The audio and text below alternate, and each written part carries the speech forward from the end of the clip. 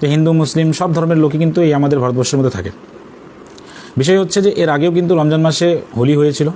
হোলি হিন্দু যারা আছেন তাদের জন্য একটা অনেক বড় মুকদ্দাস একটা দিন বা খুব অনেক বড় একটা ফেস্টিভ্যাল, যেটা হয়তো তিনাদের আকিদার যে ভগবান আছে রাধাকৃষ্ণের নিয়ে কোনো একটা কিছু নিয়ে দোলযাত্রা, আমাদের পশ্চিমবঙ্গের মধ্যে সেটা দোলযাত্রা নামে আখ্যায়িত।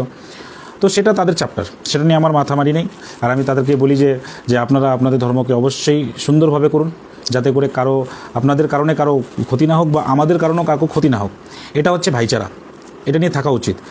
কিন্তু প্রবলেমটা কোন জায়গায় হয়ে যাচ্ছে, আমরা কিছুদিন ধরে সোশ্যাল মিডিয়ার মধ্যে কিছু ভিডিওসের মাধ্যমে বা কিছু লোকের মাধ্যমে বা কিছু যারা দেশের যে শান্তি আছে সেই শান্তির প্রতি কিন্তু তাদের কোনো মনোযোগ নেই। তারা চায় যে দেশে অশান্তিটা লেগে থাকুক। তো তার জন্য অনেক ধরনের সোশ্যাল মিডিয়ার মধ্যে অনেক ধরনের থ্রেডিং ভিডিও বা অফেন কোনো কথা নিয়ে কোনো কিছু ভিডিও করছে। কিন্তু সবথেকে বড় প্রবলেমটা কোন জায়গায় হয়ে যাচ্ছে, এই বছর বা এইবার আমরা রমজান মাসে হোলি আর রমজান মাসের যে আমাদের একটি জুম্মার নামাজ আছে সেই জুম্মার দিন একই দিনে পড়ে গেছে।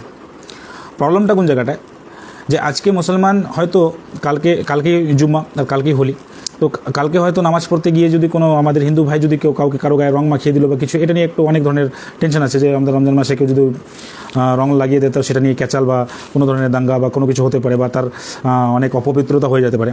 কিন্তু প্রবলেমটা হচ্ছে এই জায়গাটার মধ্যে, যখন আমাদের এই রমজান মাস ছিল না, মানে এই রমজান মাসে হোলি হয়নি বা শুক্রবারের দিন বা জুমার দিন হোলি হয়নি, তো সেদিনকে কি আমাদের মুসলমান কি রং মাখেনি? অবশ্যই মাখছে। নিজের চোখে দেখা যে অনেক মুসলমান আছে যে তাদের উৎসবের মধ্যে যাচ্ছে, তাদের দশমীর দিন যাচ্ছে। আমি বলবো না যে না যাক, সেটা আলাদা জিনিস, সেটা তার নিজের আকীদা, তার পার্সোনাল চয়েস, সেটা নিয়ে আলোচনা নেই। কিন্তু যখনই রমজান মাসে পড়ছে, আর রমজান মাসে যখন জুম্মা যাবে, এখন তার টেনশন লাগছে যে আমার ধর্ম সংকটের মধ্যে আছে। ধর্ম সংকট এখন নেই। মুসলমান যেদিনকা নিজের ইসলামের তাক্তি বা নিজের ইসলামের যে শরিয়ত হিসাবে এদিক ওদিক যখন হয়েছে, মুসলমান তখনই বরবাদির দিকে পড়েছে।